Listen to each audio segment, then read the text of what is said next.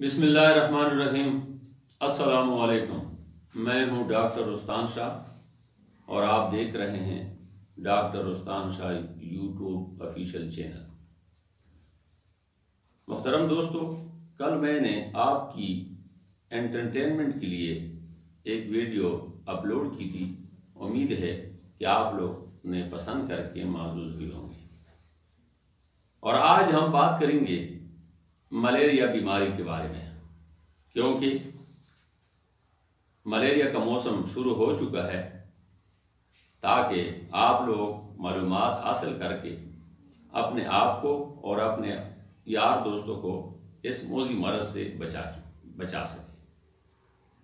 محترم دوستو، سب سے پہلے ملیریا کے علامات کے بارے میں بتایا جائے گا، اس کے بعد اسباب کے بارے میں بتایا جائے گا، اس کے بعد علاج کے بارے میں بتایا جائے گا، اور آخر میں حفظ متسزم روک تھام اس کے بارے میں بتایا جائے گا، اور غذا کے بارے میں غذا پر بھی روشنی ڈالی جائے گی۔ تو محترم دوستو، بخار کوئی بھی بخار ہو، وہ بذات خود کوئی بیماری نہیں ہوتی، لیکن کئی وجوہات جب جسم میں بگاڑ پیدا کر دیتے ہیں، جسم میں خلیات ٹوٹنے کے شکار ہو جاتے ہیں اور جسم کا قوت مدافعت کمزور ہونا شروع ہو جاتا ہے، تو پھر اس جنگ کے نتیجے میں جسم میں حرارت پیدا ہو جاتی ہے، جس کو ہم بخار کہتے ہیں۔ تو اسی طرح ملیریا بہت بڑی خطرناک بیماری ہے،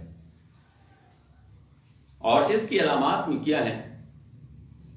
اس کی علامات میں یہ بخار جاڑے سے آتا ہے، لرزے سے آتا ہے، دے جاتا ہے، اور یہ بخار تقریباً 1 سے لے کر 3، 4، 5 گھنٹے تک رہتے ہیں، اور اس میں پورے جسم میں درد بھی ہو سکتا، درد ہوتا ہے، سر میں درد ہوتا ہے، الٹیوں کی شکایت ہوتی ہے۔ تو یہ بخار یا روزانہ یا دوسرے دن، تیسرے دن اور چوتھے دن بھی باری کے حساب سے آ سکتے ہیں۔ تو جب آپ کو لرزے سے بخار آ جائے اور روزانہ جس ٹائم پہ کل بخار آیا تھا اور اسی دن پہ دوبارہ بخار آ جائے یا باری کا بخار آ جائے، تو آپ سمجھ لیجئے کہ یہ مجھے ملیریا ہو گیا ہے۔ تو اصل میں ملیریا 2 قسم کا ہوتا ہے، اور اس کی تشخیص تو خون کی جانچ سے ہو جاتی ہے کہ کون سا ملیریا ہے۔ تو ابھی آتے ہیں اسباب کی طرف۔ ملیریا ایک خاص قسم کے مچھر کاٹنے سے پیدا ہوتا ہے۔ جب کوئی بندے کو وہ مچھر کاٹ لیتا ہے تو اس کے خون میں پروٹوزوا جراثیم وہ منتقل کر دیتے ہیں، اور اس سے خون میں بگاڑ شروع ہو جاتا ہے، خون کے خلیات ٹوٹنے پھوٹنے کے شکار ہو جاتے ہیں، اور یہ ملیریا ہو جاتا ہے۔ طب یونان میں تو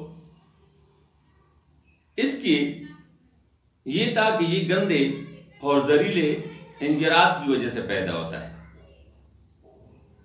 لیکن جدید ڈاکٹری میں یہ مچھر کی جو ہے وہ جراثیم سے پیدا ہوتا ہے۔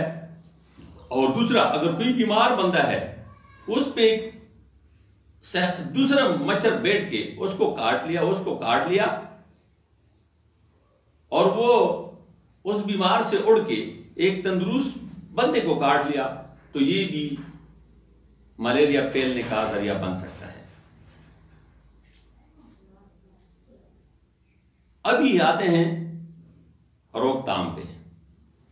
محترم دوستو، اگر آپ لوگ ملیریا کا روک تھام چاہتے ہیں تو ارد گرد جتنی بھی گندے نالیاں ہیں، جڑی بوٹیاں گل سڑ گئی ہیں، گرم مرطوب زمین وہ گند میں ہو گئی ہے تو اس کو صاف کرنے کی کوشش کرنی چاہیے، اور جوہڑ و تالابوں میں کیروسین آئل یا دوسری کوئی ایسے آئل ڈال کے تاکہ مچھروں کی افزائش نہ ہو۔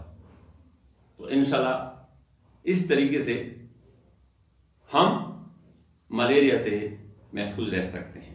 یا اگر کسی بندے کو ملیریا ہو گیا ہو تو اس کو مچھردانی میں رکھیں تاکہ دوسرا کوئی مچھر اس پہ نہ بیٹھے اور وہ بیٹھ کے دوسرے تندرست انسان کو نہ کاٹے۔ تو یہ اس طرح اس کا روک تھام ممکن ہے۔ تو جہاں تک علاج کا تعلق ہے، علاج اس مرض کا پہلے قرآن سے کیا جاتا تھا اور ابھی بھی ہے، لیکن شکر الحمدللہ ٹیکنالوجی بہت ایڈوانس ہے۔ کئی قسم کے ادویات ابھی ملیریا کی علاج کے اور روک تھام کے لیے مارکیٹ میں دستیاب ہے۔ وہ پریموکین کی شکل میں ہے، کونین کی شکل میں ہے، ارٹیمیٹر ہے اور دوسری پروڈکٹ ہیں۔ لیکن ایک خیال رکھنا ہے، ملیریا کا علاج کسی مستند ڈاکٹر سے کرانا چاہیے۔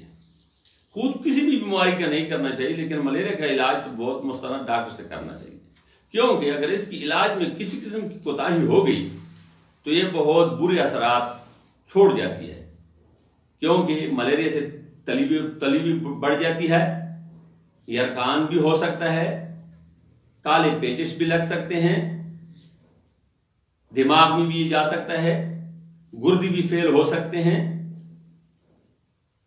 اور جسمانی کمزوری، خون کی کمی یہ آ سکتی ہے، اور خفقان کی بیماری بھی پیدا ہو سکتی ہے جس سے بندہ ڈپریشن میں بھی جا سکتا ہے۔